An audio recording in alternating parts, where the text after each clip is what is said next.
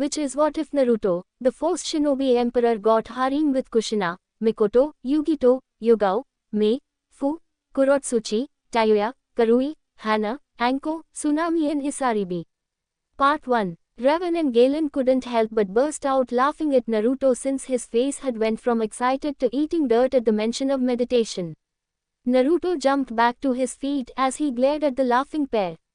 I hate you. Present time. 5 hours after Naruto started training with Revan and Galen.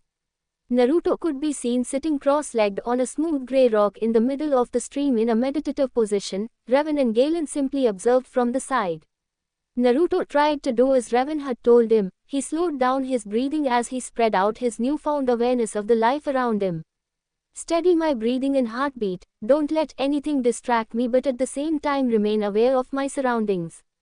Stretch out with my awareness and try to sense the force flowing in and around all living things. Naruto chanted in his head as the rocks and pebbles in the stream suddenly started to levitate due to an unknown force. Revan looked on amazed while Galen was gobsmacked. He had taken a week to get that down while normal Padawans took a month of training, but Naruto had done it in 5 hours. Naruto, you may open your eyes now. Revan stated simply, and as soon as Naruto opened his eyes, the levitating objects fell back into the stream with soft plops. He sensed Revan's good mood and had seen Galen's shocked face, so he assumed that he had done it correctly. Revan-sensei, what do I have to accomplish next? Naruto asked calmly. Revan noted this may be a side effect of the meditation, as Naruto seemed to be less brash and more composed. That's it for now, Naruto, since it's about time for you to awake. Since you were meditating, your body had experienced the similar effects of a good night's sleep, so you don't have to worry about that. Galen replied instead as the young boy nodded before disappearing from the rock. I can sense greatness in that one, Revan. So do I, but as you know, power corrupts, and we can only hope that Naruto does not succumb to the temptations of the dark side of the Force. Revan sighed as he seemed to relive memories of his lifelong past. Naruto's home. Naruto yawned loudly as he stretched and rubbed the sleep from his eyes before hopping off his bed and into the shower for a quick bath. Making his way out of the bathroom just 5 minutes later, he then realized that there was someone in his kitchen. Stealthily making his way to the kitchen, he was relieved that it only turned out to be the Sendai Hokage, Sarutobi Hiruzen. Ohayo Naruto-kun, am I right in assuming that you have yet to eat your breakfast? He said in a grandfatherly tone. Ohayo Gigi. Nope, I just woke up and was going to grab a quick bite before heading to the academy. Naruto grinned but inwardly sighed as the Hokage didn't seem to see through the act. How about I treat you to some Ichiraku's ramen for breakfast, Naruto-kun, what do you say? Yatta! Free ramen for breakfast, thanks Gigi. You are the best. Naruto shouted but inwardly groaned. Dear Kami, acting this obnoxious is seriously getting on my nerves. The Hokage and Naruto made their way to the ramen stand before sitting down and telling the chef their respective orders. Naruto saw from the corner of his eye that the Hokage was about to say something. Naruto-kun, where were you last night? Well, Gigi, I was on the way home when those mean people started to chase me around the village again, so I ran away from them. I ran for half an hour before I turned into a dead end, and the people started to hurt me before I fainted when a burning sensation spread across my skin. Naruto recalled with tear-filled eyes and a quivering lower lip to add to the effect. Damn, I'm good. The Best Actor award goes to Namikaze Uzumaki. Naruto. It's going to be alright, Naruto-kun. I promise once you become a ninja that all these things will stop. Hiruzen comforted the child while his mind raced through the possibilities. It seemed young Naruto really didn't know what happened. The only logical reason is that the Kyuubi took over as a failsafe to protect him. You promise, Gigi? Then I'm going to be the best ninja ever. Detabeo. And when I'm strong enough, I will take that hat from your Gigi. Just watch me, I am going to be the best Hokage ever, Detabeo. Naruto boasted as he pumped a fist into the air. I feel like killing myself now, but I understand what Revan-sensei meant by hiding my skills. I'm sure you will, Naruto-kun, now run along. I'm sure Iruka is already starting to look for you since classes started 15 minutes ago. Hiruzen said as Naruto nodded his head enthusiastically before slurping down the remainder of his ramen and leapt off the stool in the direction of the academy. Iruka's class. Class, who can tell me what the... Iruka's question was interrupted by the slamming open of a door. Standing in the doorway was a panting and grinning Naruto. Sorry Iruka-sensei, the Hokage wanted to talk to me about something over breakfast but forgot about the time. Naruto managed to get out between breaths. That's alright Naruto, just take a seat while I continue on with my lesson. Iruka sighed as Naruto thanked him before taking a seat between two of his classmates. OC, since Naruto failed the academy 3 times, this is his classmate during his first year attempt. Before I was interrupted, who can tell me what the bloodline of the Shodaime Hokage was and what it could do? Iruka asked, but Naruto tuned it out and focused on his force meditation instead. Wow, it's like I can sense where everybody is by their force presence. It seems like everyone has their own feel in the force. It's almost like seeing with your eyes closed. Naruto thought as he suddenly sensed an incoming object through his force awareness before reaching out a hand to catch the incoming duster with his eyes still closed. How? Who? What? When? Iruka stumbled over his own words as his jaw along with everyone else's was hanging off the hinges at the amazing feat. Naruto, how did you manage to catch that without looking? That's simple, I'm just that awesome. Naruto exclaimed loudly, causing 90% of the class to face 4 while the remainder sweat dropped at the retarded answer. Never mind that now, just tell me what the Shodaime's bloodline was and what it could do. Iruka asked after he had recovered, causing Naruto to scratch his head sheepishly. It was something to do with plants or trees, right? He could make them appear from nowhere like magic. He was awesome. Naruto replied with his dope mask in place. Close but not really correct. The Shodaime's bloodline was the Mokuton, wood release, and it allowed him to grow wood or vines from the ground or even turn parts of his body into wood to attack the enemy. Iruka corrected with a sigh as he continued with the lesson, which Naruto tuned out again but this time meditated with his eyes open. Ohayo Kit, a voice suddenly said, which almost caused Naruto to jump out of his seat before realizing that only one person called him that. Ohayo Q-chan. Naruto greeted in return, which caused said demoness to blush at the additional suffix before mentally grinning. Oh, Q-chan, now is it? Whatever happened to Kyuubi-sensei? Kyuubi asked with a pout evident in her tone. During training I will refer to you as such, but since we aren't training I don't have to call you that. Naruto replied with a smirk before he remembered something. Hey Q-chan, last night I had a strange dream after leaving the mindscape. Well Kit, did it have to do with us performing lewd acts together? Kyuubi asked as she snickered when Naruto's face turned so red it started to look like an apple. No, I was in a forest and met up with these 2 cloaked figures and they introduced themselves as Dart Raven and Galen Marek. Naruto was interrupted by sharp gasp from his tenant. Do you know them, Q-chan? Yes I do Kit, both of them were once the strongest warriors in the universe. Legend claimed that Galen Marek, also known as Starkiller, was so strong in the force that he managed to drag down a spaceship the size of Konoha. Am I right in the proportion? While Dart Raven was the strongest Sith Lord in his time, his control over the force was unmatched by anyone. Naruto was speechless after hearing that. He had a teacher that could levitate the entire village with his control over the force. It was then that Naruto made a promise to himself that he would train diligently so he could make his masters proud as well as be a force to be reckoned with. So what did they want with your kit? Kyuubi suddenly asked. They said I was the only force-sensitive individual on this planet and they were going to train me to be a continuation of their legacies. Naruto took the stunned silence as shock, so he continued. Raven-sensei and Galen-sensei taught me how to tap into the force by meditating and I succeeded after 5 hours of continuous practice. It would have been sooner if I used the Kage Bushin no Jutsu, but Raven-sensei told me that there was no shortcuts to real power. Kyuubi damn near fainted when she heard that Naruto completed the meditation exercise just 5 hours after starting and without the aid of his shadow clones. She pondered this new revelation for a moment before she came up with a great plan. Since I am not very adept at using the force and you have 2 legends teaching you about it, I have a plan to maximize your training potential. Kyuubi said as Naruto perked up instantly at the word, training. When you are awake you will train in chakra control exercise as well as taijutsu since your hand-to-hand is almost non-existent. When you are asleep, you will spend the first 4 hours with me learning about ninjutsu, genjutsu as well as some other ninja and demon skills. The next 4 will be spent with Raven and Galen in controlling the force.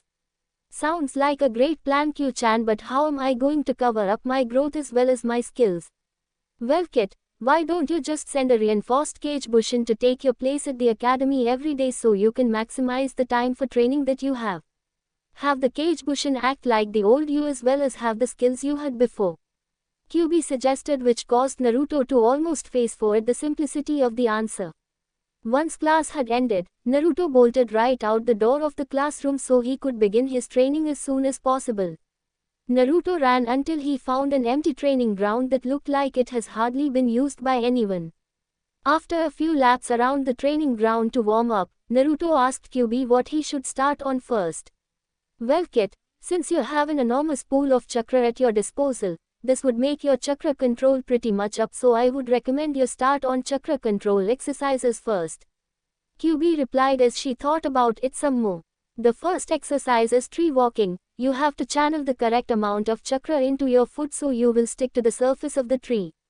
Too much and you will blast off, but too little and your foot will slide off, so it's all a matter of finding the correct amount.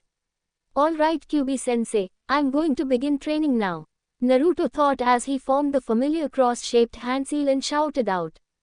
Cage Bushin no Jutsu. Several hundred puffs resonated around the training ground as 300 Narutos appeared around him. Naruto looked slightly winded but was otherwise fine.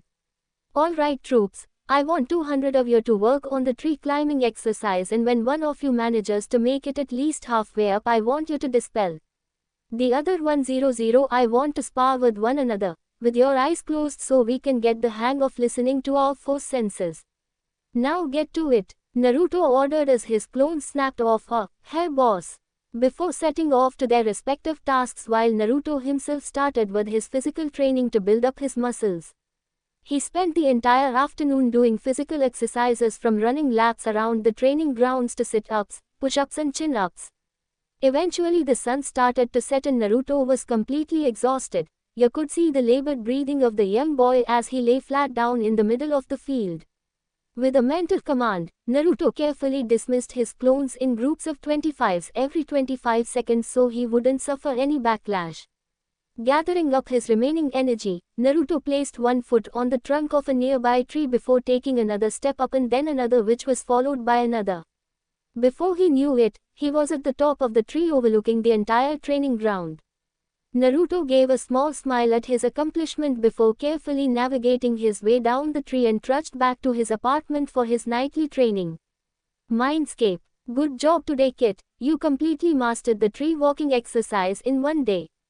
That's something you can be proud of. Now it's time for Ninjutsu theory. QB praised him before getting down to business. Tell me, what are the 5 main chakra natures that your chakra can have an affinity to? Well, sensei, I have seen a bunch of ninjutsu techniques before, so I would say there would be fire, earth and water. I'm not sure what the other 2 natures are though, Naruto said in a depressed tone, thinking he had failed his sensei. No need to be sad, Kid. I don't expect you to know all these things yet.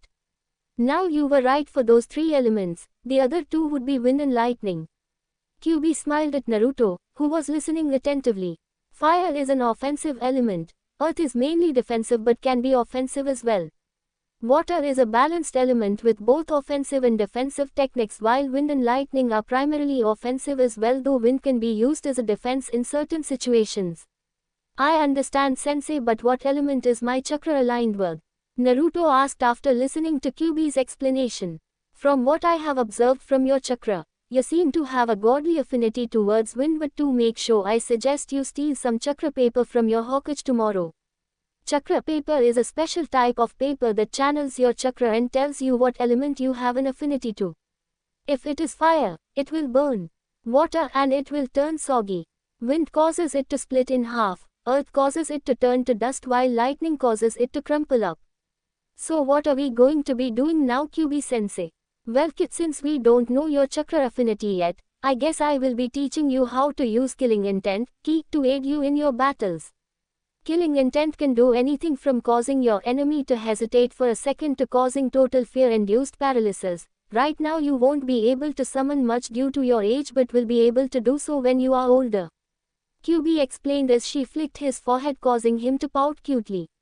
You can summon your ki just by thinking about something that makes you very angry and direct it at your opponent via your eyes, or you can release it over a wide area. Now I want you to try.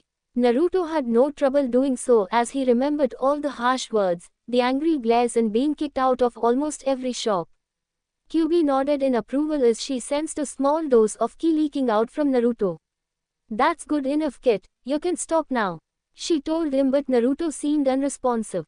Every birthday they come together to chase me, and when they catch me they start to beat me. Why do they do that?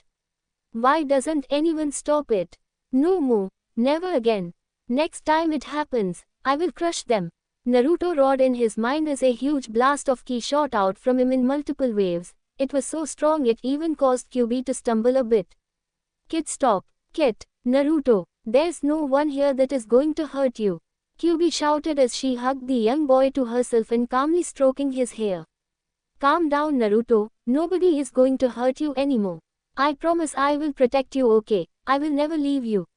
This seemed to work as the killing intent seemed to disappear as Naruto cried into her shoulder as she continued whispering comforting words into his ears until he stopped crying. Arigato, Kyo-chan, sorry I let it get out of hand like that.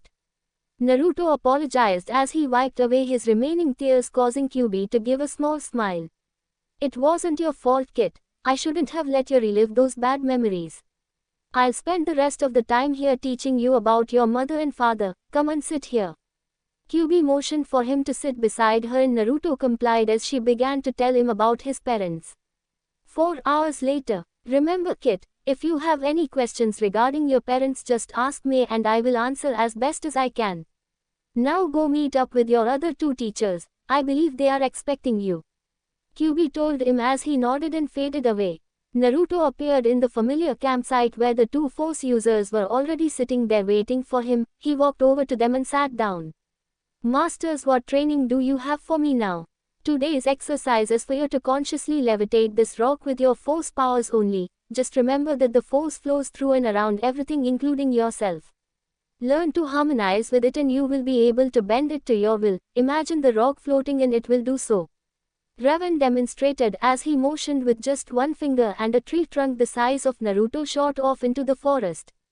You will need to use your whole hand at first. With training comes experience and then you will be able to perform it like Raven or I can.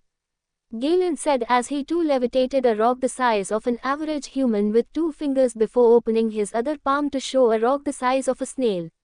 You will be using this for now. Naruto took the offered rock and sat down in his usual cross-legged position with the rock in his palm. He stared at the rock intently as he tried to imagine the force around it. Half an hour later we find Naruto still in the same position with the rock in his palm. Master, this is impossible. I concentrated like you said, but the damn thing won't budge. Naruto exclaimed in frustration, causing Raven to smirk under his mask. So much like me when I was learning to harness the force as well. He thought before speaking. Nothing is impossible before the force, young Naruto. Be patient and you will have the result you desire. Do not think that this is something that can be done in a snap of your fingers. It takes hard work to get it done. Hey, I understand, Master, Naruto said as he went back to the task at hand. Okay, imagine the force flowing in and around you like a strong river flow. Get the feel of it and learn to move with it. The force is my ally, so I must flow along with it instead of pushing against the current. 2 hours later of repeating the mantra in his head, the rock in his palm seemed to wobble a bit to the left and then to the right before slowly lifting off his palm and into the air. Naruto smiled as both his teachers clapped at his accomplishment. Very good, Naruto, this is the first step for you to become a master of the force. Now I want you to do the same thing you did with the rock to this. Raven gestured to significantly larger rock the size of Naruto himself. Remember how you felt, and that size does not matter in the presence of the force. Naruto licked his lips as he once again submerged his entire self into the flow of the force as he felt it move around his body. He then directed it around the rock as he lifted his arm up slowly. The large rock shifted to the side slowly before hovering at least half a meter off the ground. Naruto panted as he let it drift back down slowly before slumping over from exhaustion. Raven and Galen smiled as Naruto gave them a thumbs up before he fainted. Raven turned towards Galen. He truly is one of a kind, don't you agree, Galen? He asked the younger looking of the 2. who simply nodded his head. They sat there in silence as they observed the sleeping child on the ground in front of them. Naruto licked his lips as he once again submerged his entire self into the flow of the force as he felt it move around his body. He then directed it around the rock as he lifted his arm up slowly.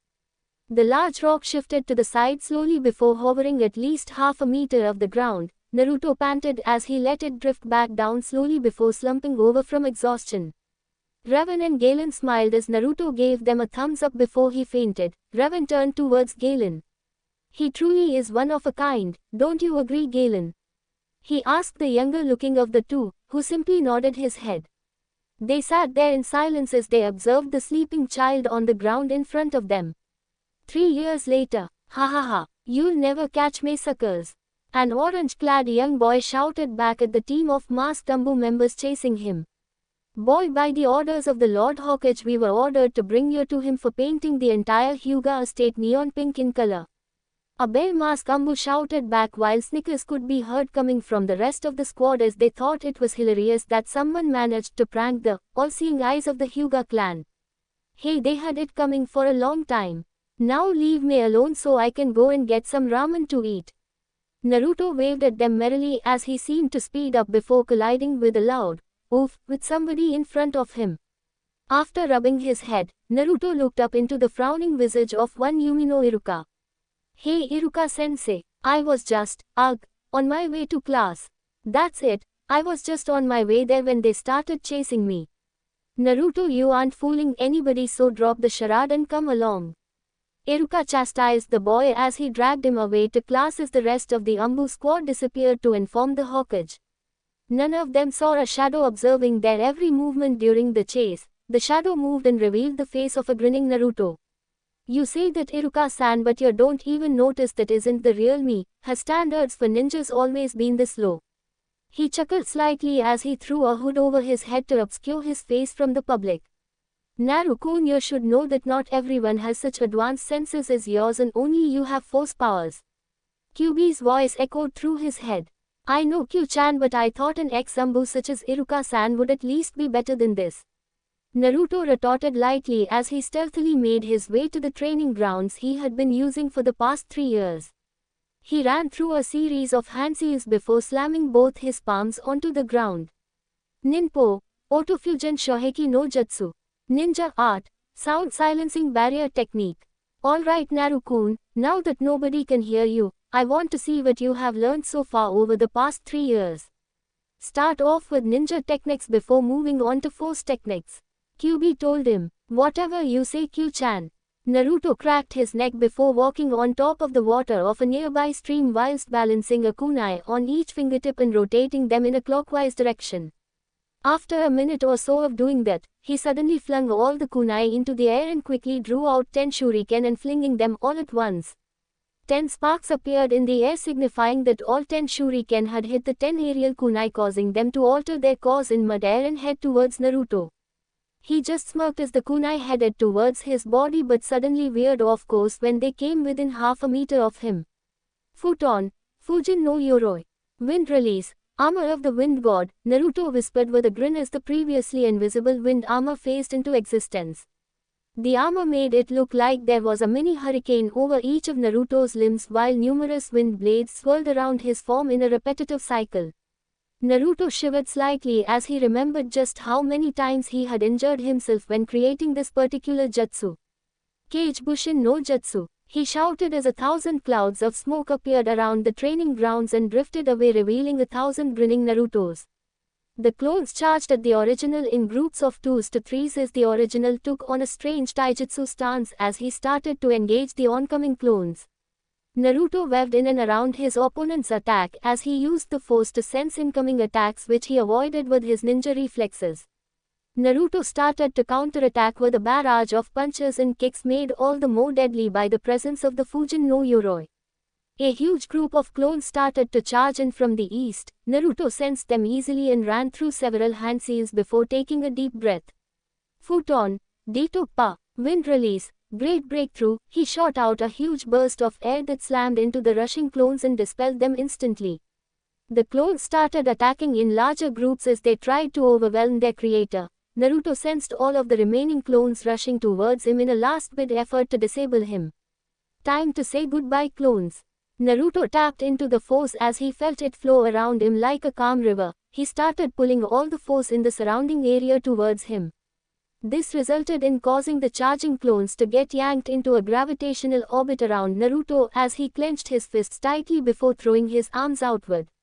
Gekitai Sasaru. Force repulse. The stored-up force energy immediately blasted outward in a huge wave and blew back all the clones in a massive explosion of force energy. Naruto panted slightly from the sudden expenditure of the force. He grinned despite himself and stumbled back onto his. "How's that for going all out?" Naruto asked aloud, knowing Kyuubi would still be able to hear him. "Very impressive, Naru-kun. Now I believe it is lunchtime and you should take a break after that spa." Kyuubi replied in a proud tone as Naruto nodded in agreement. He sprang back onto his feet and steadied himself for a few seconds before walking towards his home so he could cook himself something to eat. Naruto had realized that he could not live off ramen, so he decided to take up cooking as a pastime, and he found out that he was apparently very good at it. After a quiet lunch of rice and fish, Naruto sat down on the floor as he meditated to enter the Force Forest, as he had started to call it. Within the Force Forest. "Hello there, young Naruto. I have been waiting for you." Raven smiled behind his mask at the confused look on the boy's face. "Why were you waiting for me, Raven-sensei? And where is Galen-sensei?" Naruto asked, puzzled. "Galen is preoccupied with something.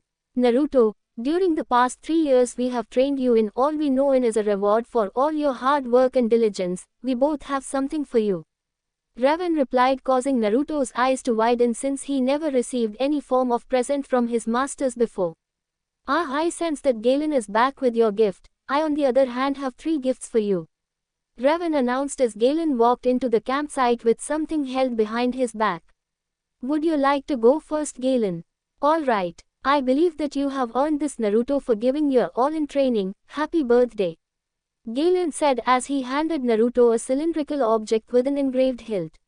Naruto felt his eyes widen for 2 reasons, the first one being that he had forgotten today was his birthday. Second being that the object handed to him by his master was a lightsaber. He never thought he would own such a legendary weapon. "Arigato, Galen-sensei," Naruto stammered out as he accepted the weapon into his hands. Galen gave him a nod to activate it, and he did so with a snap hiss of the blade. Naruto marveled at the pearl-white blade that emitted from the nozzle of the cylinder. The blade itself was white as snow with a black glow around it. "It's beautiful, Master Galen. I will cherish it always. Come here, Naruto. It's time for my gifts." Raven beckoned him over with a gloved hand. Naruto obediently moved over as Raven too handed him a lightsaber. Naruto took it into his hands and ignited it with another snap hiss. The blade this time was black as midnight with a menacing red glow about it. It seemed to scream danger to anyone who saw it. "It's amazing as well, Master Raven. I will guard it with my life." Naruto bowed as Raven pet his head. "Naruto, the next 2 gifts are linked to one another. I want you to wear my armor and take my name when I am gone." Raven crouched in front of Naruto as he looked him from eye to visor. "Promise me, Naruto." But where are you going to?" Naruto asked uncertainly as Raven and Galen shared a sad glance before sighing and turning back to Naruto. "We are finally going to join our family and friends as one in the unifying force." Naruto started to tear up as he let out a soft sob, as he didn't expect the 2 men who had trained him from 3 years ago to be gone from his life so suddenly. Raven and Galen brought him into a 3-way hug as they comforted the boy they had begun to see as a younger brother. "I know it's hard, Naruto, but we have delayed ourselves long enough, and in the end we are all a part of the force. So I want you to promise me, Naruto, take my armor and continue my legacy." Raven told him softly as Naruto wiped away his tears and nodded once. "I promise, Raven-sensei. I will miss you guys a lot," Naruto admitted as the 2 men had similar smiles, though you could not see Raven's one. "Goodbye, Naruto, and may the force be with you," they said in unison as their bodies seemed to fade away into blue particles that swirled around Naruto once before floating away into the forest. Naruto just stood there as he felt a sudden surge in his force power before he too faded out from the force forest for the last time. Mindscape. Kyuubi was lying on her bed reading a random book Naruto had generated inside of the Mindscape. Apparently Naruto had turned the Sewer-like place into a two-story house around 2 years ago. The book was about a knight who battled against numerous monsters and demons to regain his honor and ended with him succeeding the current ruler of the kingdom and marrying the princess before living happily ever after. Where's my happily ever after? Am I just a demon for someone to kill so they can marry a princess? Kyuubi thought as she sighed before flinging the book into the corner of the room. Wow, what's wrong with the book? A familiar voice called out as she turned her head and saw an amused-looking Naruto holding up the book she had thrown. Overused plotline, Kyuubi joked with a small smile before she seemed to notice the somber aura around Naruto. Hey, what happened? Raven-sensei and Galen-sensei have gone on to join the force. He finally said as his voice cracked as tears threatened his vision once again. I promised Raven-sensei that I would continue his legacy, and I intend to do so. They must have taught you everything they knew already and believed you would advance from there on your own 2 feet. Kyuubi reasoned as Naruto nodded and sniffed while he wiped away the moisture from his eyes. I guess you're right, Kyu-chan, Naruto sighed as he fiddled with the switch of his lightsaber, catching Kyuubi's interest. They left you a lightsaber. 2 lightsabers, one from each of them. Naruto corrected as he thumbed both of them to life, one blackish-white blade and one reddish-black blade. Naruto swung them in a few basic strokes while Kyuubi watched the deadly light show the blades seemed to weave. He eventually thumbed them off as he slumped onto the bed. You must miss them already. Kyuubi voiced his thoughts aloud as she pulled him into a hug as the tears he held back started to fall as his shoulders shook with every gasp of air he took. I can't believe they're gone, he cried onto Kyuubi's shoulder as she rubbed his back soothingly until the tears finally died down as he brought himself back under control. Thanks Kyu-chan. Anytime Naru-kun, it's normal to hurt when you lose someone that is precious to you. Kyuubi released him from her hold as she unconsciously noted that she had felt complete with Naruto in her arms. Promise me you won't leave me, Kyu-chan. I don't think I would be able to continue on if I lost you too. He admitted as he looked at the demoness beside him, who flicked him on the forehead with 2 fingers. Baka, didn't I promise you that I would never leave you? Why don't you meditate? It looks like you could use it to clear the depressing thoughts from your mind. Kyuubi suggested. I think so too. Naruto went into the lotus position as he closed his eyes, once again clearing his mind of all thoughts and synchronized with the force flow around him. He could sense the presence of Kyuubi beside him before spreading out his awareness across the entire village when he was suddenly hit with a powerful jolt in the force. Naruto's eyes snapped wide open as he clutched his chest with his hand, causing Kyuubi to look at him worried. I sense a disturbance in the force. It sounded like multiple cries of terror before they suddenly vanished from the force altogether.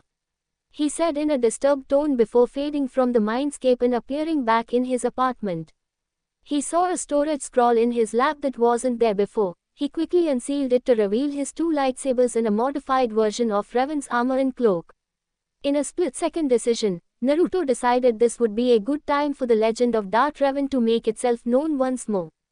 He tore off his clothes in a second and started to don the armor of his deceased mentor. He stood in front of a mirror and for a moment he thought he was looking at his mentor. Due to all the physical training Naruto had been doing for the past 3 years, he now stood at an impressive 1.6 meters for his age and was built solidly but not overly so. The armor's color scheme seemed to have been altered since the plates were now completely black with red trims and the visor was now a glaring crimson. Damn, I look cool. Now I know why Raven-sensei always chose to wear his armor around all the time, either that or the fact he didn't have any clothes under it. Naruto thought before he threw the black hood of his cloak over his helmeted head and vanished in a swirl of leaves. Uchiha District. Sasuke had a smile on his face as he raced back home after the academy had ended. He had aced his test and couldn't wait to tell his parents and Itachi. He cheerfully greeted the Poke store owner on his way back. He never knew what his brother found so enjoyable about the snack. As he rounded the corner leading to the clan grounds, he paused as he sensed that something wasn't right. His smile vanished as he increased his speed to his home. Why do I smell blood coming from the direction of the clan grounds, and is that sulfur? Sasuke thought as he ran through the clan gates and was greeted by the horrific sight of bloodied and cut up bodies of various clan members lying on the ground.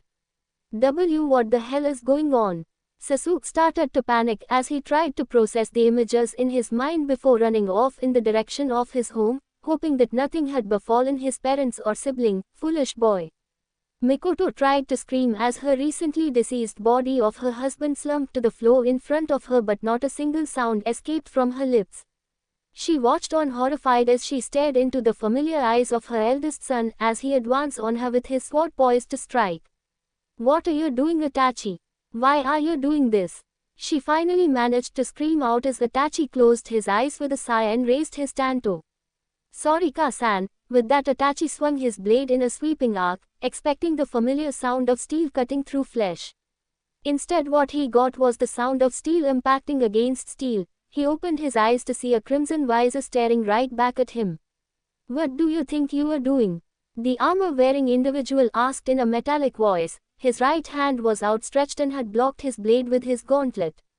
"Get out of my way. This matter does not concern you, stranger," Itachi replied in his usual monotone voice as he tried to assess the threat level of the newcomer. "It became my business when I see you trying to harm such a beautiful woman." The figure countered lightly as Mikoto felt her cheeks heat up despite the situation. "Very well then, I shall just dispose of you and finish the job later." Itachi jumped backward to create some distance before blurring out of existence and reappearing behind the individual. He went for sweeping side slash at neck height. The figure just blocked it with his left gauntlet before swiftly spinning around and placing his palm against Itachi's stomach. "Kitten, Chakara no Pushu. Force release. Force push," the metallic voice whispered as Itachi suddenly flew backwards due to an unknown force that emitted from his opponent's palm. "Kitten," Itachi thought in confusion as he hacked up a mouthful of blood. He was suddenly assaulted by the memories of a clone he had ordered to patrol the grounds for any survivors. Clone memories. The clone jumped on top of a pole to better view the area. He immediately spotted the running form of his little brother. He knew he couldn't kill his brother as he loved him too much, so he thought of a plan to give his brother some motivation to get stronger. Sasuke ran through the blood-soaked streets as he hurried to his house when suddenly his brother appeared in front of him. Just as he was about to hug him, Sasuke noticed that Itachi was dressed in his Ambu uniform and his tanto was covered with fresh blood. "Hey Aniki, what did you do?" Sasuke asked in confusion. Itachi's clone just looked at him with indifference before examining the blood-covered blade of his tanto. "Just killing this sorry excuse for a clan." "What? Why are you doing this?" Sasuke shouted in outrage. "To test the limits of my power. Nothing more, nothing less," Itachi replied simply as he looked Sasuke in the eyes. "I won't kill you today or tomorrow or even next week, but I will come for you eventually. So run, foolish little brother, and cling on to your pathetic existence. Hate me and use that hatred to grow stronger." "Why Aniki, why?" Sasuke whispered as he looked into Itachi's eyes that suddenly changed into a tri-bladed shuriken. "Because I simply can, Tsukuyomi." "Moonreader," Sasuke heard Itachi say before his world suddenly vanished and he found himself in a black and red world. "Welcome to my world, little brother. In here I control everything including time. For the next 72 hours you will watch me slaughter the clan and our parents repeatedly." Itachi's clone watched as Sasuke screamed and curled up into a ball after 3 seconds. "Damn, I used up my remaining chakra using Tsukuyomi." Back to present. "So that's what my clone did. Never mind that. I have to focus on this battle, although almost half my chakra went into that clone," Itachi thought as he wiped the blood from his lips and stood back up. "Why don't you just leave, Itachi-san? I don't feel like hurting one of the few people who actually bothered to save me from the mobs when I was young," the figure suddenly said, causing Itachi's eyes to widen comically. "This guy is Naruto. When did he get so strong? Looks like I can't finish the mission." Itachi sheathed his tanto and looked at Naruto directly. "I can sense the Hokage and Ambu coming already, so I guess you win this round, Naruto-kun." Itachi smiled slightly before leaving via a quick shunshin, leaving behind an amused Naruto and a gaping Mikoto.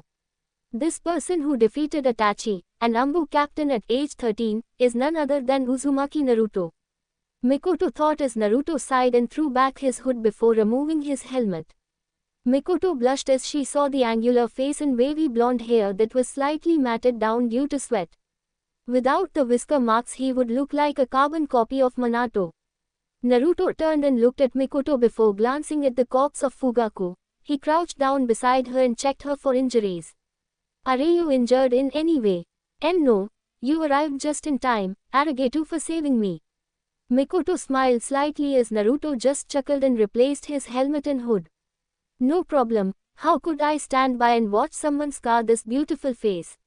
Now I must be off as reinforcements are coming in if they ask who saved you. Naruto looked her in the eye with his crimson visor. Tell them, that Raven did. Naruto then vanished into the shadows of the house as Mikoto could still feel the blush on her face at the compliment regarding her beauty. Not a minute later, Hiruzen and 2 full squads of Ambu arrived at the scene. Mikoto-san, what happened here? Hiruzen asked softly as he believed the woman to be traumatized by the death of her husband, but in reality Mikoto had been in an arranged marriage and never really loved Fugaku. Itachi just appeared out of nowhere and started attacking us. He managed to wound Fugaku severely before killing him. He was about to kill me when someone saved me. Mikoto trailed off as she remembered Naruto single-handedly holding off Itachi. Can you describe your savior and did he tell you his name? Hiruzen asked politely while inwardly thinking. Who would be able to hold off Itachi-kun until we arrived? He wore red-trimmed black armor with a helmet and a cloak with a hood. As for his name, Dark Raven. Mikoto decided to honor her savior's wish to remain unknown. I see. Well, Mikoto-san, I think you would be glad to hear that we found Sasuke still alive. He began causing Mikoto to brighten up considerably. Unfortunately, I think Itachi got to him and did something to his mind because he kept muttering something about hatred and avenging the clan. Oh no, my poor baby. Please take me to him right now, Hokage-sama. Mikoto cried out but thought about something as well. Since Itachi was fighting Naruto-kun the entire time, that means it was a clone, but that would mean Itachi wasn't at his full strength. Especially since he had just killed the rest of the clan. Wait, Naruto-kun. Where did that come from? With Naruto, Dark Raven. Naruto crouched in the shadow of a nearby tree using a technique he had learned from Kyuubi to mask his chakra presence so people wouldn't be able to sense him easily.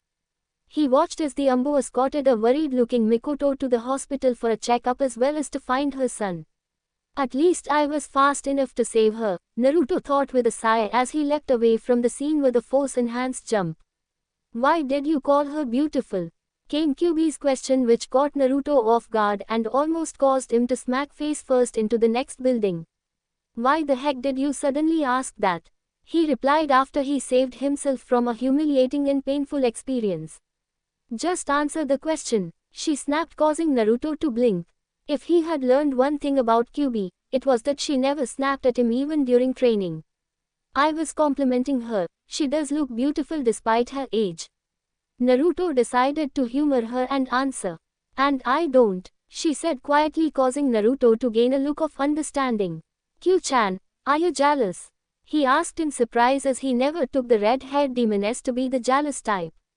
And no, I was just wondering why you didn't tell me stuff like that. Kyu-chan, I never said that to you, not because I don't think you aren't beautiful, but because I can't find the words to even begin describing your beauty. Naruto answered honestly, causing her to blush uncontrollably while thanking the gods that she was in the mindscape so Naruto couldn't see it. Oh, thanks Naru-kun. Anytime, Kyu-chan. A month had passed since the Uchiha massacre. The Sendaime Hokage had put out a notice informing all ninjas to keep a lookout for a person matching Dark Raven's description. However, the ever-elusive Raven kept managing to leave the scene before any ninja forces could arrive. It's as if this Raven character could sense us coming from a mile away, but if that is so, then he has to be an excellent tracker ninja or the very least an expert Byakugan user. Hiruzen thought as he puffed on his pipe.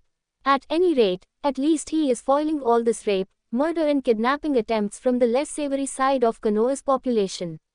Hokage-sama, there is a Terumi Mei out here requesting permission to speak with you. She claims it's about something of great importance. His secretary's voice interrupted his thoughts. Send her in, Hiruzen replied before a beautiful teenage girl with long auburn hair walked into his office. He tried his hardest not to let his perverted side surface and coughed to regain some composure. Well, Terumi-san, what could you have to say to me that could be of so much importance? Hokage-sama, I am the current leader of the bloodline rebels in Kiri. Mei bowed slightly and sighed internally at the look of disbelief on the old man's face. I assure you that I am not joking. I was elected leader due to my dual bloodlines. I have the ability to combine my elements into sub-elements, which in my case would be fire and earth to create Jotun, lava release, and fire and water to create Phaton, boil release. Most impressive for someone your age, so what have you come to ask of me, Terumi-san? Hiruzen asked as he took another puff of his pipe. I have come on the behalf of the Kiri rebels to plead our cause to you since Konoha respects their bloodlines. We hope that you would be so kind as to send some reinforcements to aid us in defeating the current Mizukage, Sanbino Yagura of the Three Tails. Mei stated plainly without any beating around the bush. Hiruzen tapped his pipe as he seemed to be lost in thought and looked at the portraits of the former Hokages on the wall. What would you guys do, senseis, Minato? He thought as he turned back to an expectant Mei and sighed heavily, knowing his duty outweighed his conscience. I'm sorry, Terumi-san, but for the sake of my village I cannot participate in this conflict. You must see it from my point of view, for if I help you and you still lose, then Kiri would be an enemy to us. Do you understand? Hey, I understand perfectly, Hokage-sama. Mei said softly with disappointment evident in her tone as she turned around and walked out of the office. The Sendai sighed as he shook his head before going back to the paperwork that had suddenly appeared on his desk. Unknown to both of them, there was actually a third party listening in on their conversation. Looks like I'm going on a road trip. I heard that Kiri is nice this time of year. The shadow said as it vanished the next second. Streets of Konoha. Mei sighed dejectedly once again as she walked down the street. She had wasted her precious time coming to Konoha for no reason. The lecherous looks from the male population of the village weren't helping her mood either, and she couldn't threaten them since this wasn't her village. Stupid old monkey, not helping us in the war, not even bothering to check the situation before giving his answer. When we win the war, I'm so not allying with Konoha if he is still their leader. Mei thought to herself, but was startled out of her thoughts when a voice called out to her from an alleyway. Mei turned her head in confusion as she spotted a cloaked figure beckoning to her. She followed him, as she could handle herself if this was a trap. Mei-san, I heard that you might require aid in your rebellion against your village's current leader. The voice that came out of the cloak had a strange metallic quality to it, but she could recognize it as a male's. I might. What's it to you? Mei asked cautiously. I believe my services would be beneficial in your inter-village conflict. Listen to me before you go criticizing my skills that you do not know of. The figure replied. Isn't better to have someone help you rather than no one at all? Mei seemed to think hard about this before looking into the shadows of the hood. At least show me your face and tell me your name first. Very well, Mei-chan. The voice answered with a hint of mirth to it, causing Mei to flush slightly at the suffix. The figure threw back his cloak to reveal a black helmet with a crimson visor and trims. Mei stared at it fascinated until the figure spoke again. As for my name, you may call me Dart Revan. Dart Revan, Mei repeated as if testing the name on her tongue, before she smirked at him and replied with a wink. Well, Revan-kun, meet me at the gates this evening and we will head to Kiri. Naruto felt the heat rush to his cheeks at her actions before having to stifle a nosebleed that threatened to come out when he saw that she was purposely swaying her hips as she walked away. Nobody can out-flirt Terumi Mei, he. Mei chuckled inwardly as she continued walking away. What a hussy. Kyuubi injected into the situation as Naruto shook his head and sighed. Kyu-chan, what did I tell you about getting jealous? I am not jealous, damn it. Kyuubi roared in his brain, causing him a slight migraine. Alright, you're not jealous. She sure didn't have to shout so loud. Naruto groaned in his mind as he held his head slightly, causing Kyuubi to pout in his mind. You started it, you meanie. You know you will always be the most beautiful person to me, Kyu-chan. Naruto comforted her as the demoness blushed at the statement. Oh, of course I know you, Baka. She replied heatedly to cover up her embarrassment, causing Naruto to sniffle and wipe a fake tear from his eye. Naruto just wanted to make Kyu-chan happy, but Kyu-chan called Naruto a Baka. Naruto thinks Kyu-chan hates Naruto. Naruto wailed childishly. Baka, get serious. Don't forget you have to meet that lady at the gate in 2 hours time, so I recommend you get some supplies for your trip. Kyuubi gave him a mental bonk on the head. Naruto thought as he clutched his head in mock pain. Don't hurt Naruto anymore, Kyu-chan. Naruto is going to get the supplies because Naruto is a good boy. He couldn't resist the Toby reference. 2 hours later, May stood at the gate with her escort. She glanced at the position of the setting sun. Terumi-sama, we should head out soon if we want to make it to Kiri by tomorrow morning. Her escort said as she looked around the village entrance trying to spot someone. There is no rush. I trust that Ao is competent enough to run operations when I am not there. Where is he? May added the last part under her own breath. Where's who? The same metallic voice replied from beside her. She turned her head and saw the cloaked individual standing beside her with his head cocked to the side in a cute pose. Terumi-sama, I thought you said that the Hokage didn't send us any aid. The escort asked in confusion at seeing the slightly creepy cloaked figure standing there. This is Dart Revan and he has offered us his aid in dealing with Yagura's forces. May introduced Naruto, who just nodded his head slightly in greeting. Is one man going to make that much of a difference in the war? The escort asked in clear disbelief. May noticed Naruto made a slight gesture with his hand as he spoke. My skills are enough to turn the tide of this war. Naruto told the escort as the escort seemed to blink a few times before turning around and walking out the village. His skills are enough to turn the tide of the war, so we should head back now, Terumi-sama. The escort seemed to repeat the exact words in a monotone voice, causing May to look between the escort and Naruto in confusion. Okay, I give up. What exactly did you do to him? May asked after several seconds. Oh, that is simply a. Naruto paused for dramatic tension as May leaned in slightly. Secret. May damn near face faulted when she heard that. In the end she just decided to stick with pouting, causing Naruto to chuckle in his metallic tone of Dart Revan. Do you know you look really cute when you pout like that, May-chan? He asked with a hidden grin, causing May to blush slightly before increasing her pace so she left Naruto behind. Payback's a bitch, May-chan. Several hours later. Terumi-sama, I think we should stop and set up camp here for the night since we won't be able to make it the rest of the way by tonight. The escort said as they dropped into a clearing in the middle of a forest. I guess you're right, we will set up the tents here for the night and leave first thing tomorrow morning. May stated before looking at Naruto, who was giving off a sheepish aura as he scratched his cloaked head. What is it, Revan-kun?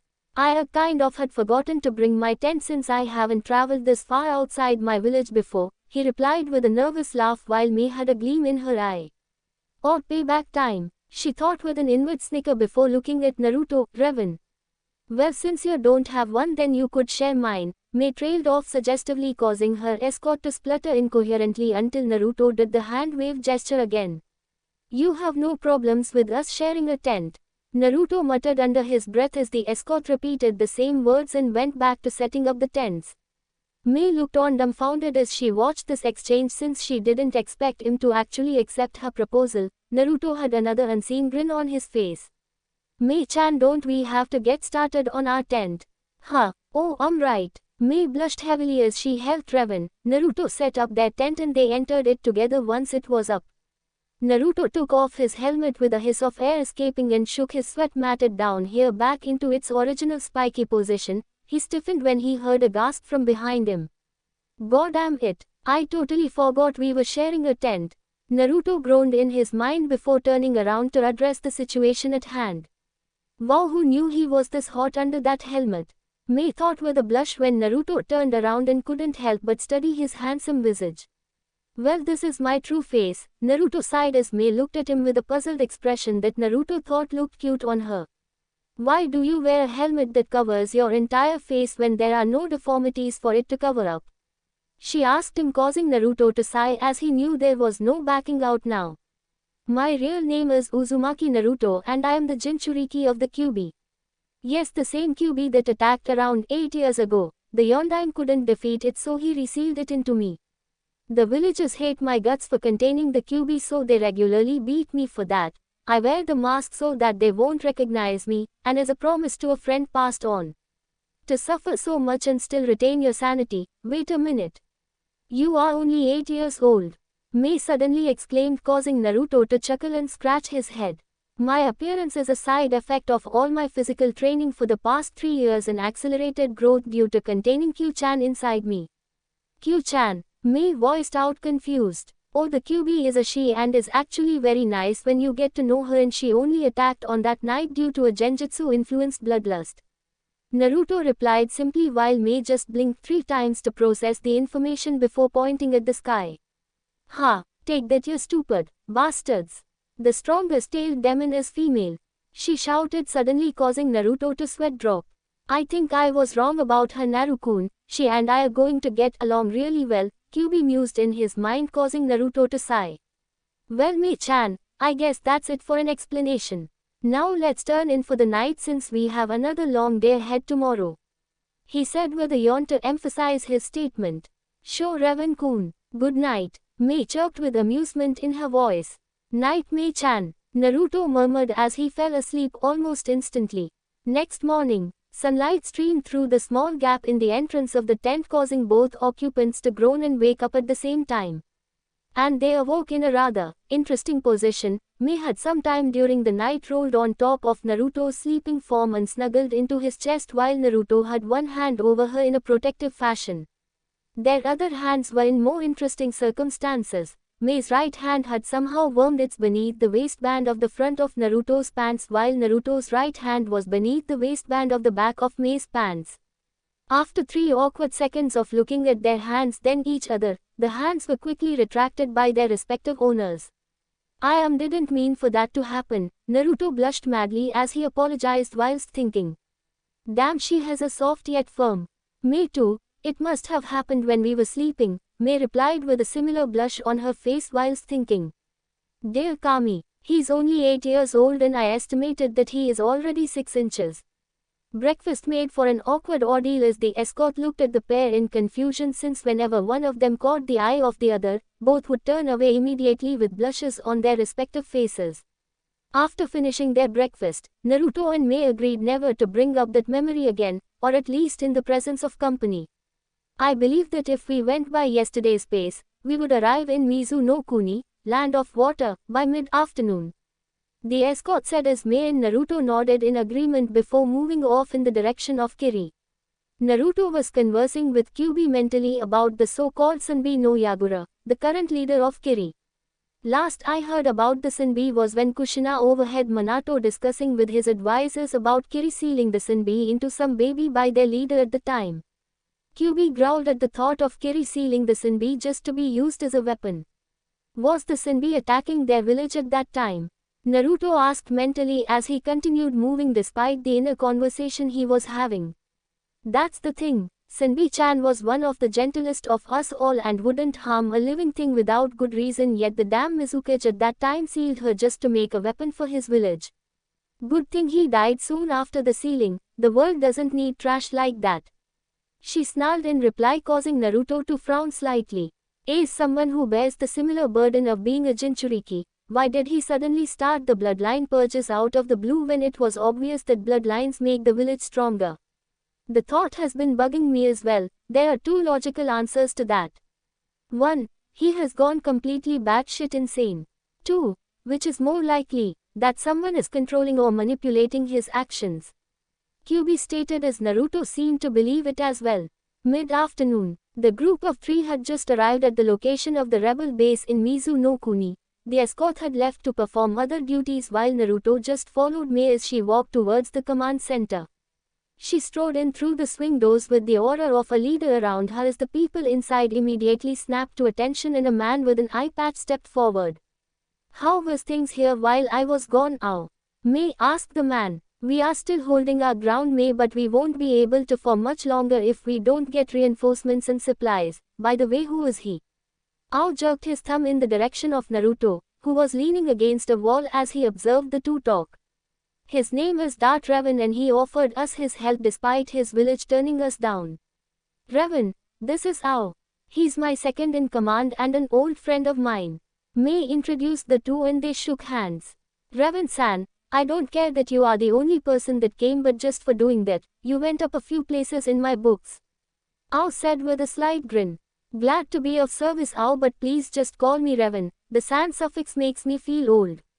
Naruto could feel Ao's curiosity increase at this answer, but he kept silent, to which Mei gave an inward sigh of relief. Mei, now that you're back, what are your orders? Ao asked as May looked at the tactical map on the mission table. Her eyes scanned the entire map in a minute. You said that one of our main problems is the lack of supplies for our troops, right? May looked at Ao for confirmation, to which he nodded yes in reply. Then this will be our next target, Shoryu, Mainstream Village.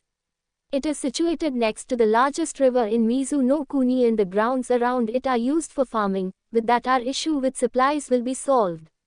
Unfortunately that piece of real estate is owned by our enemy, so we will have to take it by force. Sounds like my kind of job. Naruto grinned beneath his helmet as he walked over to the map and looked over it as well. There this narrow passageway. He pointed at a small path between two vertical cliff faces. The path was only wide enough for 8 men to walk side by side. If you can get your men to lure their men through this pathway, then I will handle the rest. What exactly could you accomplish by having my men run through a narrow corridor with the enemy directly behind them? May asked suspiciously. Why, I am going to wipe out their entire force. Naruto replied, simply causing everyone in the room to look at him as if he were crazy. Just trust me, I know what I'm doing. Alright, I'll trust you, May said after a few seconds. I want 3 Junin teams briefed on this mission and tell them to respond to Dart Raven's orders. Are you sure, May? Ao asked, but the look May had when she looked at him sent a shiver up his spine. Ao, shut up or I'll kill you, she replied with a sickly sweet smile on her face. Yes ma'am, I'll go round them up right away. Ao hurried off as he muttered under his breath. What did I say? I'll prove that your trust in May isn't misplaced, May-chan. Naruto promised as he and May left the room. It better not be or I will melt your balls off, Naru-kun. May answered in the same sickly sweet tone she used with Ao as a shiver went up Naruto's spine as well. Meanwhile in Konoha, Mikoto sighed as she watched her son arrive home after the academy only to head to their clan's training grounds immediately afterward. Once he had recovered from his ordeal, Sasuke had turned from the happy kid he was into an ego-driven brat that only lived to serve the purpose of killing his brother and avenging the clan. Instead of a cheerful greeting and a hug when he returned home, all she got now was a grunt that signified that he was heading to the training grounds. I want my baby boy back, Mikoto thought in sadness. I wonder how Naruto-kun is doing. Will he ever forgive me for not helping him despite the fact that I was his mother's best friend? A knock on the door interrupted her train of thoughts. She opened the door and sighed inwardly. It was another ninja that was trying to ask her out on a date. Why couldn't they take a hint and stop bothering her? Mikoto-sama, my name is Mizuki and I was wondering if you wanted to get some dinner with me. The silver-haired Chunin instructor asked. Mizuki-san, how many times have I told you that I am not interested and that I am still recovering mentally from the massacre of my clan by my son? Mikoto placed emphasis on the last word. She was tired of this guy since he had asked her out around 4 times in the past month. She closed the door in his face as she went back into the house to make dinner as she knew Sasuke would stride back into the house around evening and demand food. How dare that bitch turn down my offer not once but 4 times in the past month. Mizuki fumed mentally as he walked back to his apartment before an idea popped into his head. He. Just you wait, Mikoto-chan. Soon you will be mine. Mizuki started to whistle happily as he increased his pace back home since he needed time to draft the speech he was going to give the council. Back in Rebel Base, Naruto stood with his arms crossed as he observed the 9 bloodline-wielding Junin standing in front of him, all of which were staring at the imposing figure of the black and red armored individual who was to be their mission leader. As you have been briefed by Ao, my name is Dart Raven. You have been told to follow my orders and I want any of you who are unsatisfied to voice it out right now. Naruto's metallic voice rang out through the room. Hell yeah, I got a problem. Why do we have to follow your orders? You just popped out of nowhere and we don't even know what abilities you have. A recently promoted Junin shouted. Naruto noted he had the distinct characteristics of the Hazuki family. Naruto merely raised his hand in a choking motion and the Junin immediately felt his windpipe start to constrict. He grasped at his throat as if trying to pry off the invisible hands around his neck. Just as he was about to pass out, Naruto dropped his hand and the guy fell onto the floor gasping for air like a half-drowned man. Anybody else want to question me? he asked darkly as the rest of the Junins shook their head quickly, clearly not wanting to experience whatever he had used on the rookie. Excellent. I believe you have been briefed on the plan, so I expect to see you all up and ready by the time the sun is rising. The gathered Junins dispersed to begin their mission preparations, leaving Naruto with the still recovering rookie. Naruto sighed softly as the guy flinched when he had placed a hand on his shoulder and hauled him to his feet. What's your name? Naruto asked simply. Hazuki Kenjutsu, sir, Kenjutsu added as an afterthought. You don't have to call me that when we aren't on the battlefield, Ken. Mind if I call you that? Naruto asked the bewildered Kenjutsu. I'm not really. My fellow shinobi call me that all the time, Kenjutsu replied in confusion. One moment he is all scary, then the next he is all buddy like, what the hell? Listen Ken, what I did to you was just my way of making sure that everyone stayed in line. Your reasons were solid and would normally apply, but I am not normal. Naruto explained as he walked Kenjutsu through the base to his room. Tomorrow's mission isn't going to be easy, and I am not going to say that it is, so I have to make sure there will be no insubordination before the actual mission occurs. This way I prevent unnecessary deaths on the mission due to conflicting orders. Do you understand where I am coming from? I guess I actually do understand now that you explained it. Kenjutsu stopped just outside his room and faced Naruto and held out a hand. Looking forward to what else you can do, Revan, and I guess I'm sorry about earlier. No need to apologize, Ken. You were just doing what any rational ninja would do in that situation, but as I said before, I'm not normal.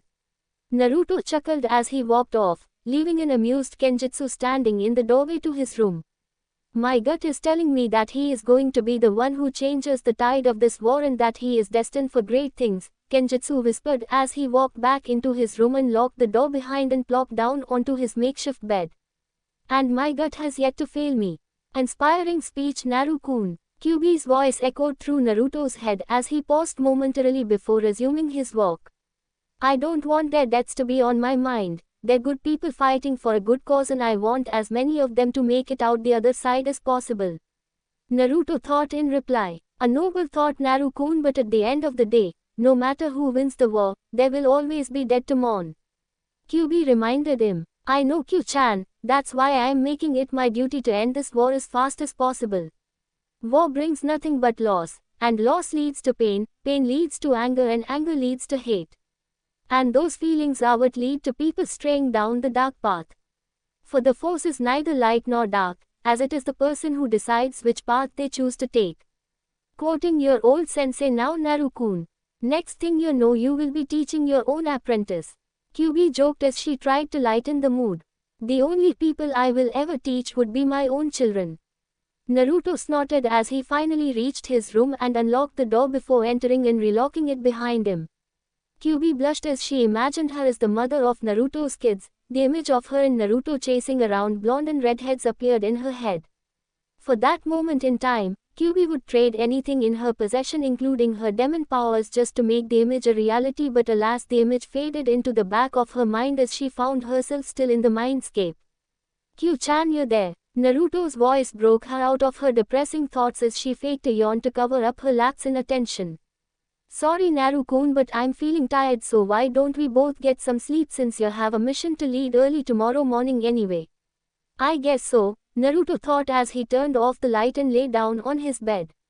Night, Kyu-chan. Good night, Naru-kun. Kyuubi replied, but still couldn't help but wish that she was curled up next to him instead of within him. Naruto had met up with the 9 Junin assault group at the entrance of the base before the sun had even risen. He looked at each in turn before his gaze landed on Kenjutsu. Alright team, this will not be your typical mission. We are a group of 10 heading towards an enemy outpost that would most likely have 10 times the amount of men that we do. However, you guys have been briefed on the plan. You just have to concentrate on luring them into the passageway and I'll take it from there. Naruto paused as he looked over the gathered Junin again. I want each one of us to make it out of there in one piece if possible. No stupid heroics or any of that glory bullshit. Understand? Herr Taicho, Captain, they chorused as one, causing Naruto to smile slightly under his helmet. He turned around and vanished in a blur which was quickly followed by 9 other blurs. After an hour of continuous running, the group finally arrived at the outskirts of Shuryu village. Naruto expanded his force awareness and could sense a rather significant amount of troops in there. He pulled out a piece of paper with the layout of the village on it. This is the barracks where most of their forces will be concentrated. Naruto pointed to a rectangular grey block that was situated in the middle of the village. Once we start raising hell, expect a lot of enemy troops to start pouring out of this building. Your job is to lead them through the passageway and get out of there as soon as possible. I want 2 Junins to volunteer for straggler duty as we cannot be certain that every enemy leave the village, so once the others have lured out the majority, I want 2 of you to infiltrate the village and take out any remaining enemies in there. Naruto saw Kenjutsu and another Junin raise their hands. Ken, I expected that from you. What's your name? Ryusui Haze Taicho. Haze shook Naruto's outstretched hand. My Kekkei Genkai allows me to literally bend water to my will. Interesting ability, Haze. Alright, both you and Ken are on straggler duty. I want both of you to cover each other's flanks. The rest of us will move to assist you once our plan is accomplished. Naruto said and used his hand to signal for them to move out. Katen, Gokakyu no Jutsu. Fire release, Grand Fireball technique. Several of the Junins shouted as huge balls of fire slammed into random points of the village as Naruto watched from his perch in a nearby tree. Perhaps I should have reminded them that we want this place in one piece, Naruto mused aloud as he watched a gigantic water dragon smash into a building and collapsing it. As predicted by Naruto, enemy troops started pouring out of the barracks and into the streets. Jutsus, kunais and shurikens were flying through the air as both sides struggled to get the advantage. Suddenly the rebels started to pull back towards the narrow pathway. Upon seeing their enemy fleeing, Yagura's forces roared in victory and began to chase the fleeing rebels through the passage. Guess that's my cue, Naruto thought as he held out both his hands and started to push them together and downwards at the same time. Sweat started to drip down his face as he struggled with some unseen forces and continued to try and push his hands together. The rebels had made it out the other side of the passageway when they heard a loud rumbling sound coming from behind them. They turned around only to see the most amazing thing in their lives. The vertical cliff faces had started to crumble and eventually started an avalanche that buried the entire group of advancing enemy forces. Naruto was panting heavily as he slumped back against the trunk of the tree he was in. He grinned as he saw what he had accomplished. Kenjutsu and Haze had their jaws hanging off the hinges when they saw their captain bring down 2 cliffs made of solid rock with just some gestures of his hands. What the hell is he? Haze asked in awe before he was slapped on the back of his head by Kenjutsu. Ouch! What the hell, man? No idea what the hell he is, but I'm just glad he's on our side. Now in case you have forgotten, we have a job to do. Kenjutsu grinned with his shark-like teeth as he jumped over the fence while drawing his katana at the same time. He sighed before he jumped over the fence as well. He landed on the opposite side and saw Kenjutsu already rushing towards the barracks. Wait for me, you moron! He shouted as he took off after Kenjutsu, who had already decapitated the poor fool who thought it was safe to stick his head out the barracks door. He saw another Chunin heading for Kenjutsu's back as he was too occupied fighting with another Junin. Haze quickly summoned water from a nearby puddle and launched it in the form of a spear right through the Chunin's chest. A few minutes later, Naruto and the rest of the Junin's sweat dropped in unison when they returned to the village to find Kenjutsu sitting on a pile of dead enemies while sipping from his water bottle. I see you guys handled it perfectly well without our help, Naruto deadpanned as he surveyed the area, a few buildings destroyed by the surprise attack but nothing too serious. He then looked at his team to see if any of them required medical treatment. Kenjutsu and Haze were fine while the rest only had shallow cuts and slightly singed clothes. Great job, guys, looks like we managed to secure a victory without losing any men today. Naruto congratulated them. That's great, and all but mind telling us how you managed to bring down 2 cliffs just by gesturing with your hands. Kenjutsu asked, causing Naruto to blink and look around at the curious faces.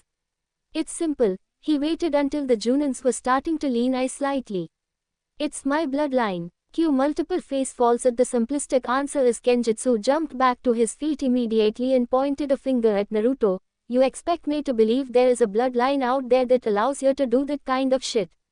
Yes, Naruto replied, simply causing everyone to sweat drop. Now if you guys are done interrogating me, we have to inform May about our victory here.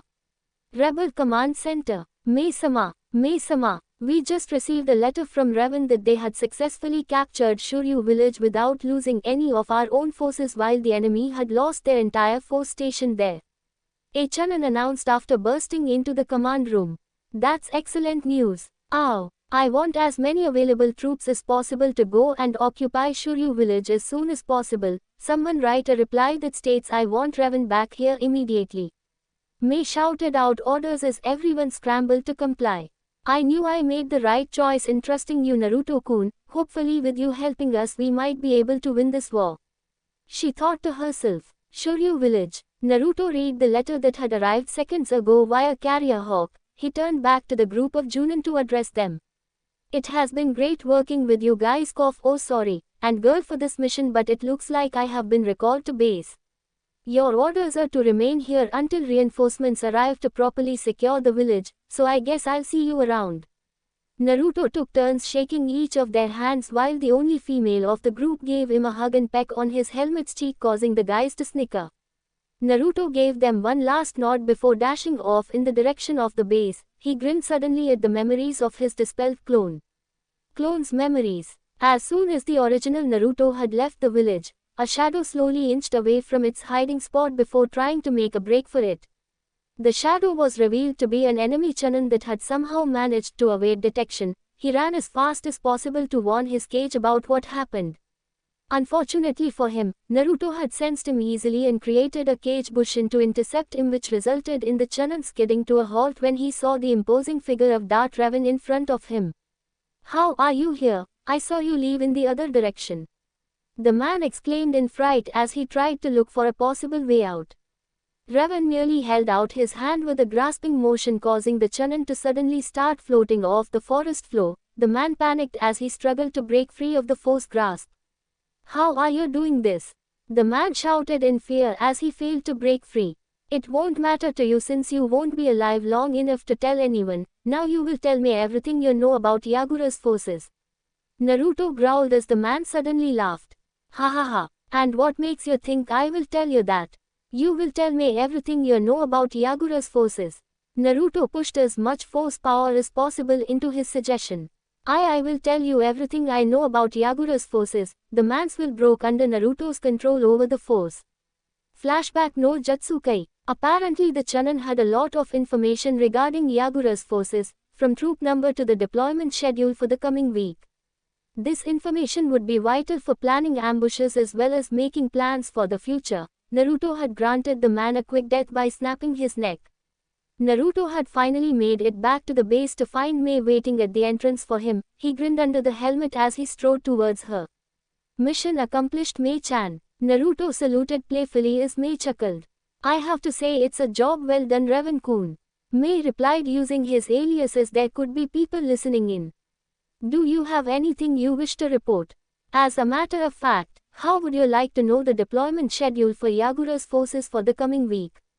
Naruto asked with an unseen grin as May's eyes widened comically at that statement. Why you managed to acquire that kind of sensitive information? She asked in disbelief, causing Naruto to roll his eyes behind his helmet. Do not underestimate the power of the force. Naruto quoted his deceased master. Is that what your bloodline is called?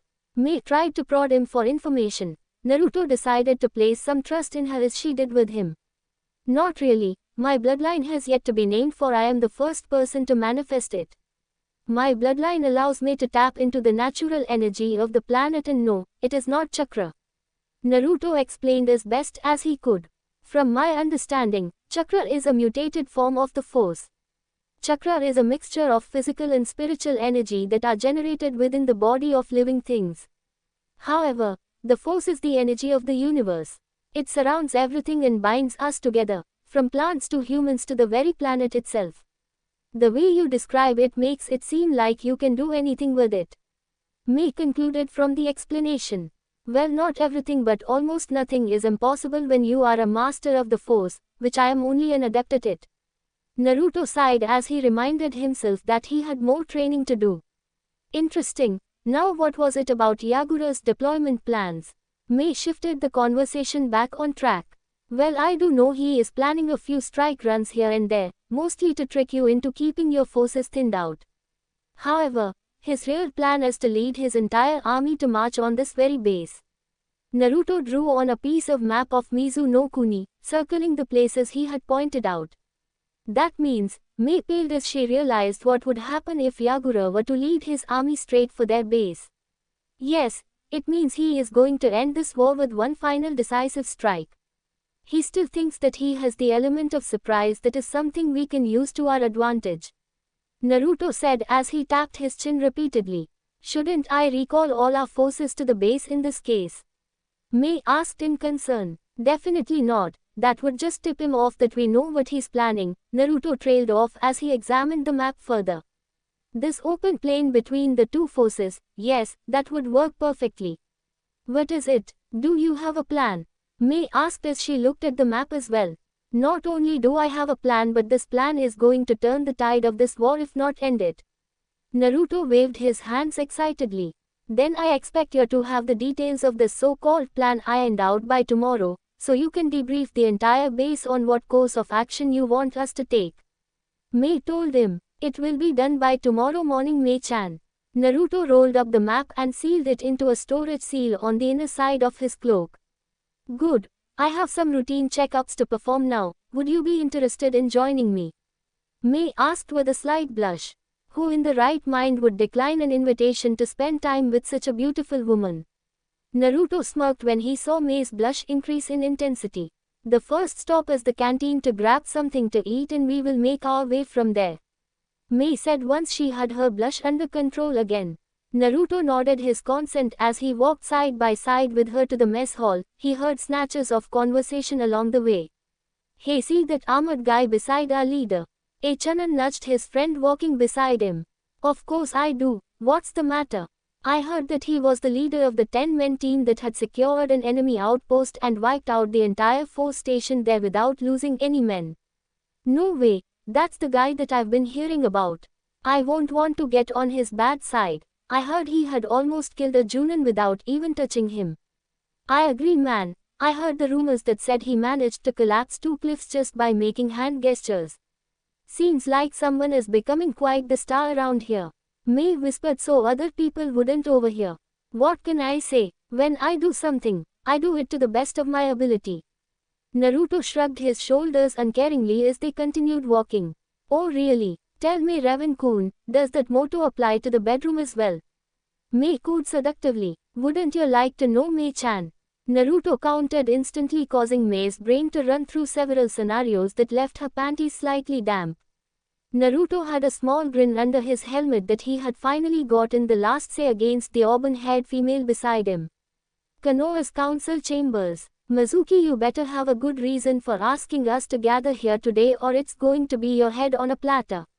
A fat merchant grunted as he plopped down into his seat. I agree with him, and why isn't the Hokage here? Hyuga Hiyashi sat with his arms crossed as his pupilless eyes gazed upon the form of Mizuki standing in the middle of the chamber.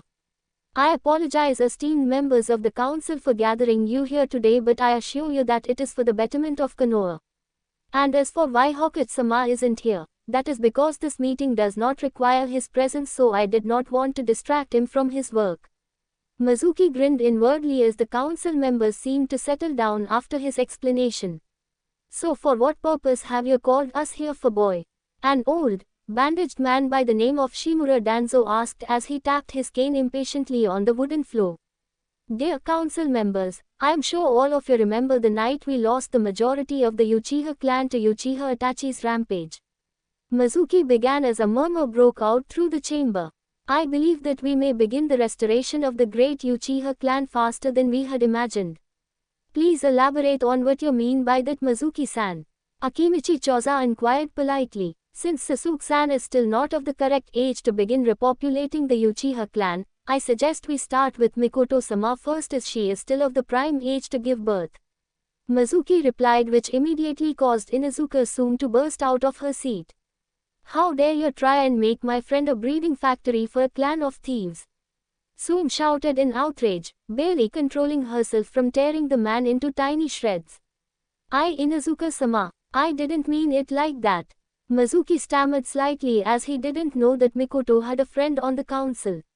Then tell me exactly what you meant when you said that.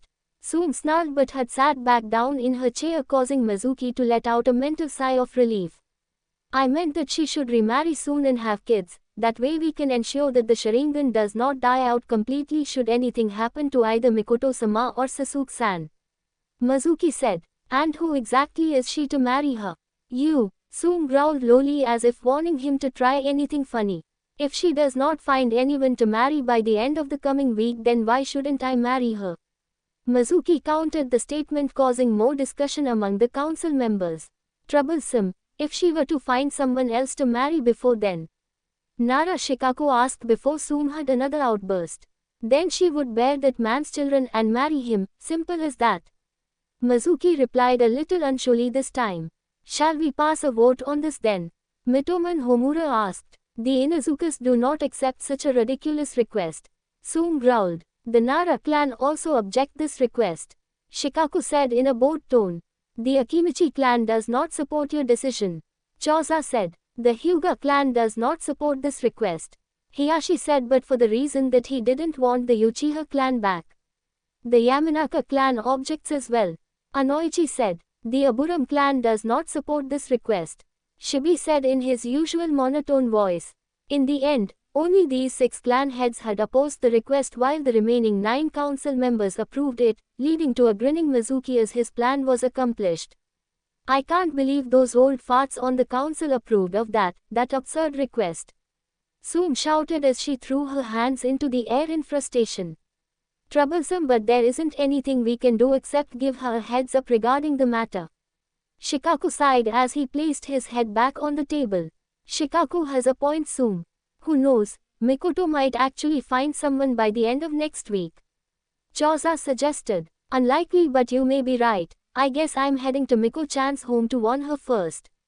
Sume walked out of the council chambers and made her way towards the Uchiha district. Uchiha household. Mikoto was cleaning up after lunch when she heard someone knocking on her front door. She mentally prayed that it wasn't that annoying Mizuki again. She dried her hands on a nearby towel before heading to the door and opening it slowly to reveal Sume standing at her doorstep. Sume-chan, this is a surprise. What are you doing here? Mikoto smiled slightly, but that disappeared when she noticed the frown on her friend's face. Is something wrong? Miko-chan, I believe this conversation would be better suited within your home. Sume told her as Mikoto quickly invited her in and locked the door behind them. What's bothering you, Sume-chan? Mikoto asked once the pair had sat down on the sofas in the living room. Sume sighed heavily before repeating the events in the council chambers up until she decided to warn her about it. Mikoto had a horrified look on her usually beautiful face after hearing the lengths Mizuki had gone through to get her for himself. I'm sorry that I couldn't do anything to overrule their decision, Miko-chan, Sume said apologetically. It's alright, Sume-chan. I know that you couldn't do anything in that situation. Mikoto had a small smile on her face as she tried to think of a way out of this. So, do you have anyone you would consider marrying? It would be better that you marry someone you actually like instead of that bastard Mizuki. Sume spat his name out like it was poison. I'm not really sure. Mikoto trailed off as the image of Naruto in his dark raven attire came to mind, causing her to blush. Unfortunately for her, Sume had caught sight of the blush and was currently smirking up a storm. Oh, Miko-chan has a crush already, huh? So who's the lucky guy who caught your attention? Sume teased. Sume-chan. Mikoto whined with a pout before finally crumbling under Sume's relentless questioning. Fine, I'll tell you on the grounds that you don't tell anyone else. Who do you take me for? Sume grasped her chest in mock hurt, causing Mikoto to giggle slightly. Well, it's the guy who saved me from Itachi during the massacre. Mikoto admitted reluctantly. You mean that Dark Raven guy that has been stopping all the crime in Konoha recently? Sume asked. I thought you said he was wearing a cloak and helmet. He was wearing a cloak and helmet, but he showed me his face before he left. Don't tell anyone I told you that. Mikoto looked at Sume seriously, who agreed to keep her mouth shut. So, was he hot? Sume asked suddenly with a feral grin. Mikoto blushed as she remembered the angular features, the wild blonde hair, the feral whisker marks and calm cerulean eyes. You could say that. With Naruto's reinforced cage Bushin in Konoha, Naruto's clone had just escaped capture by the Ambu squad yet again when he spotted the lone figure of Shimura Danzo exiting a worn-down building. Now what could be in there that could be so interesting? The clone thought as he stealthily hid in the shadows of a nearby alley until he was sure that Danzo had left before moving towards the building. He spread out his force awareness and found that there was a dim but still readable source of life inside. His curiosity piqued at this. Let's see what you have to hide from the Hokage, Mr. One-Eyed Mummy. The clone thought as it scaled the side of the building and entered through a broken window. He slowly made his way towards the faint foe's presence. The trail seemed to lead through a pair of titanium doors that were locked securely. The clone smirked slightly. It takes a lot more than a fancy lock and titanium doors to stop this clone. He held out his hands and slowly moved them apart from each other. The steel doors groaned and slowly but surely shifted out of the way, creating a small path that the clone could squeeze through. What the clone found on the other side both shocked and angered him. There lying on a bed was a comatose Uzumaki Kushina. Man boss won't be happy to hear about this when he dispels me when he gets back. The clone flipped a stray lock of red hair back into place. Damn, when Q-chan said my mom was hot I didn't think she meant drop dead gorgeous. True to what the clone thought, the body of Kushina didn't seem to have aged a day since the day of the Kyuubi's attack. The clone mentally sighed as he flipped through a chart at the base of the bed. Apparently she was in a deep coma caused by the serious extent of her wounds. Even medical ninjutsu couldn't seem to wake her from her comatose state. The boss should be able to do it with his knowledge of the force, the clone mused to itself before looking at Kushina's unmoving body. Sorry, but I won't be able to do anything for the moment, so I'll be leaving you here until the boss returns from his trip to Kiri. The clone told the body as if it could hear him. The clone left through the gap and used the force to shift the doors back into their correct position before exiting the building via another window. With Naruto in Mizu no Kuni, Naruto had spent the day walking with Mei through the base. They talked about their respective childhoods and about their likes, dislikes, hobbies and dreams. Naruto still didn't trust her enough to tell her everything, but he told her more than what he would tell other people. So that's the entire base that we have seen today. I guess it's time to hit the sack. Mei yawned and stretched out her arms to emphasize her tiredness. Well then, I will see you tomorrow morning for the briefing, Mei-chan. Good night. Naruto waved back at her as he walked down another corridor towards his room. Mei watched him leave with a slight look of longing before shaking herself out of her stupor and heading back to her own sleeping quarters as well. Naruto unrolled the map and placed it on his bedside table as he examined it more thoroughly to make sure that the plan he had thought up would be executed without a hitch. What do you think of the plan, Q-chan? He asked for his tenant's opinion. I think it's like the rest of your plans, bordering on insane and genius. Kyuubi replied honestly. I'm not sure to take that as a compliment or an insult. Naruto's sweat dropped. It's up to you how you see it. By the way, what are you planning to do with Senbei-chan inside the seal on Yagura? Kyuubi asked. I'm not sure yet, but she should be released upon the death of her host, right? Since her seal isn't the Shikifujin, so releasing her from it shouldn't be too much of a hassle. Naruto sighed as he tried to determine how Yagura fought. It would be obvious that he would be proficient in water ninjutsu since they are in Mizu no Kuni, but did he use taijutsu as well or any form of weaponry? Naruto knew that Yagura was able to fully control the Senbei and take on her beast form during a battle, which would be problematic. I guess I will have to rely on my skills in both the force as well as chakra to keep me alive during the battle. Naruto thought as he finalized his plans before turning in for the night. Next morning, Naruto stood beside Mei as she addressed the entire base of rebels. He noticed that Kenjutsu and Haze were part of the crowd, so that means Shoryu village was now secured. Rebels of Kiri, we have been fighting Yagura for the past year and a half now, as he believed that people with bloodlines should be killed. We have seen our fair share of both victory and defeat, but a major event is going to take place that will decide the winner and loser of this war. I now leave you with Dart Revan, as he is the one who came by the information as well as thought up a plan to counter it. Mei gave him a nod as she stepped down from the podium. I am a mercenary that was brought in by your leader to help in your war efforts. I didn't do it for money but for the reason that war only brings about suffering. The information that I acquired through my own means state that Yagura is going to launch several fake attacks at these locations. Naruto gestured to multiple places on the giant map behind him. However, the true target is this very base. Yagura plans to spread our forces out to thin and then smash us in one decisive blow.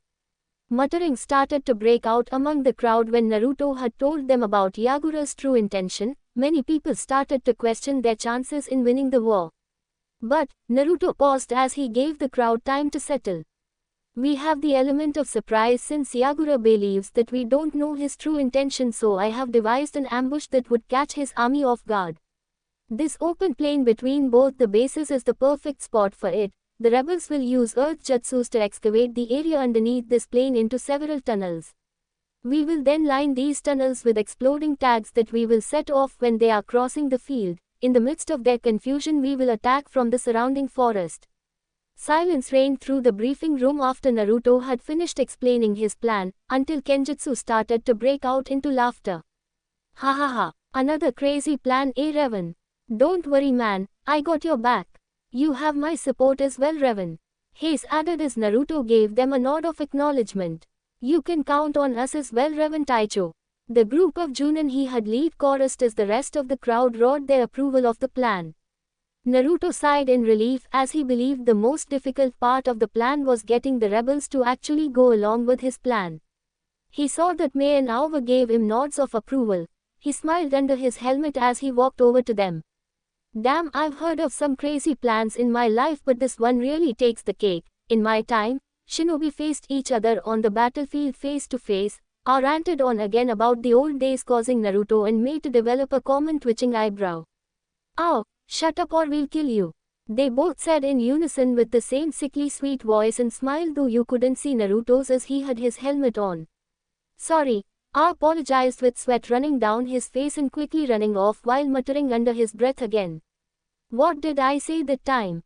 I hope that the plan goes through smoothly, because if it doesn't then the shit will hit the fan so fast you won't even have time to blink. Naruto sighed as Mei gave him a comforting squeeze on his shoulder. I'm sure everything will be fine, Naruto-kun, I trust your judgment. She smiled and used his real name to show that she had really meant what she said. Arigato Mei-chan, but I want you to promise me something. Naruto held her by her shoulders as he depolarized his visor so she could see his eyes. What is it? Mei asked, slightly nervous since she had never seen Naruto this serious before. Promise me that when the battle starts, you will stay as far away as possible from Yagura and I as we battle. Do not interfere no matter how bad the situation looks. Do I make myself clear? Naruto squeezed her shoulders slightly as he said this. Mei was silent as she thought about it. I promise, as long as you promise me one thing. Mei looked him straight in the eyes as she talked. Promise me that you will make it out of the battle safely and that you will return to me. Naruto's eyes softened as he heard her plea. He drew her into an awkward hug since he was still in his armor. I promise I will make it out alive, Mei-chan. Naruto released her from his hold before chuckling. Then maybe we can go on a date after the war has ended. We shall see, Naruto-kun, we shall see. Mei smirked as she walked away with an extra sway in her hips, causing Naruto to stare dumbly for a moment before breaking out of it. Goddamn it, I lost again. Naruto shouted out loud. Mei snickered as she heard the shout and thought. Don't mess with the best, Naruto-kun.